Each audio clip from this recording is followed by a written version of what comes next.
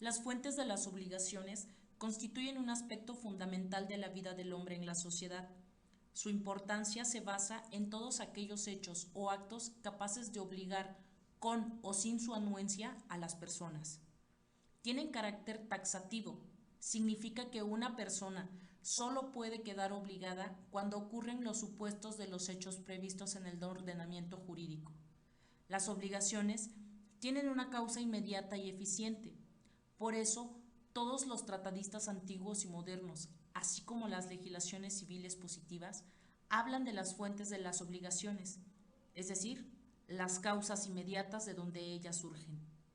Se entiende por obligaciones un vínculo de derecho en el que una o varias personas están obligadas a dar, hacer o no hacer algo respecto de otra u otras personas, en virtud de un contrato, cuasicontrato, delito y cuasidelito. En la actualidad es muy común escuchar por todos lados la palabra delito, pero ¿realmente sabemos cuál es su origen? Con lo siguiente, se pretende brindar la comprensión de este tema, identificar cómo fue que se originó el delito en Roma, castigo a los culpables, acciones que se tomaban respecto a este y otros aspectos que conciernen al delito. En la antigua Roma, para que existiera un delito, primero tenía que aparecer un problema, el cual se originaba cuando alguien interfería con la familia o patrimonio de otro pater, es decir, se cometía una injusticia, o mejor dicho, actos ilícitos en contra de alguien. El deseo de venganza originaba cometer un acto ilícito en contra de alguien, siendo aquí cuando impera la ley del talión, ojo por ojo, diente por diente. El delito incurrido desencadenaba una reacción de la víctima o del pater familias de la víctima, al cobrarse las ofensas desmedidamente, tanto con los bienes del deudor como con su libertad o con la pena máxima.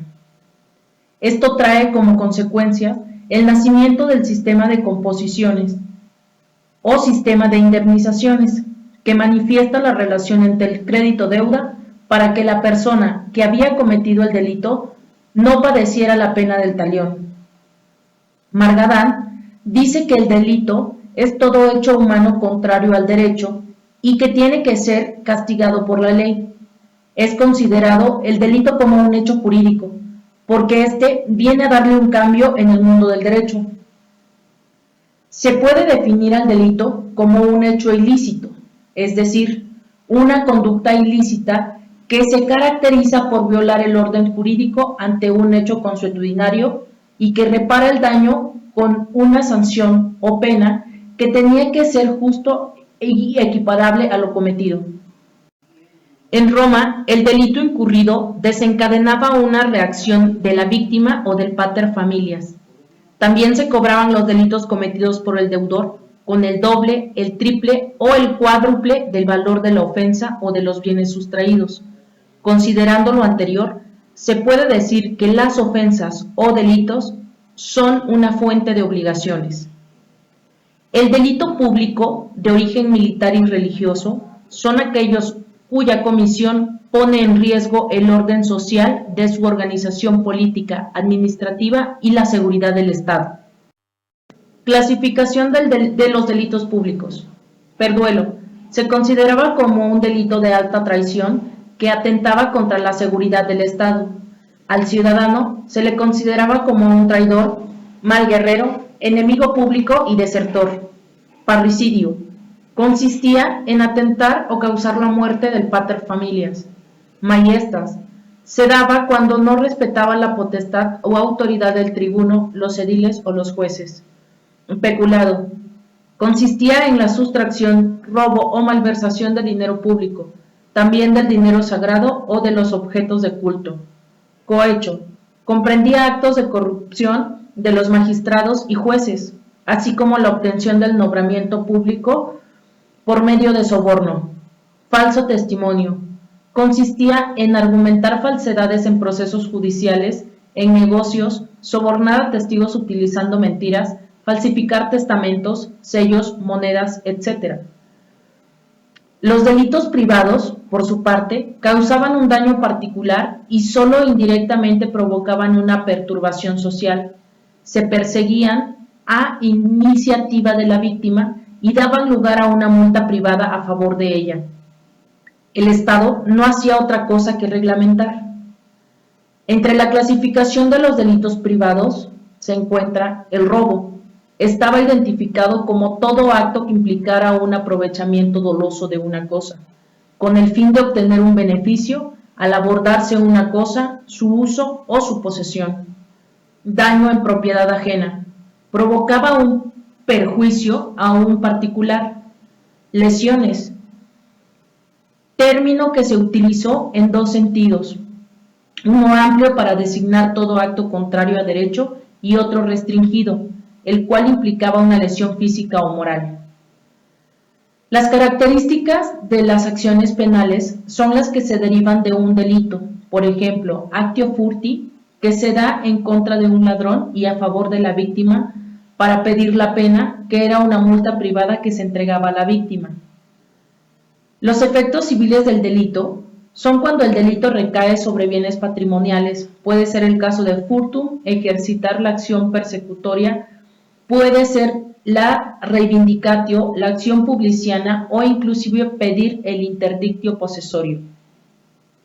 Los cuasidelitos, en tanto, son la última de las fuentes de las obligaciones, consideradas por Justiniano dentro de las 4 más importantes. Son nuevas figuras delictivas creadas por el derecho honorario y no habían quedado incluidas en la lista de las tradicionales de los delitos.